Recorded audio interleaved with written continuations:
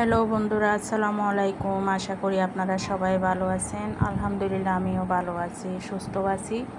আমি আজকে আপনাদের সাথে একটি ভিডিও শেয়ার করার জন্য হাজির হয়েছি।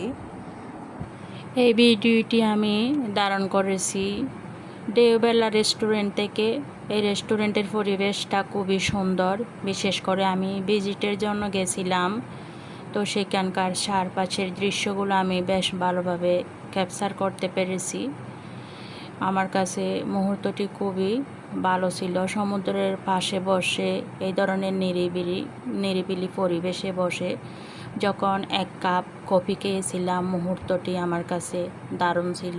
আর কফির স্বাদ কী বলবো আপনাদেরকে, অসাধারণ ছিল।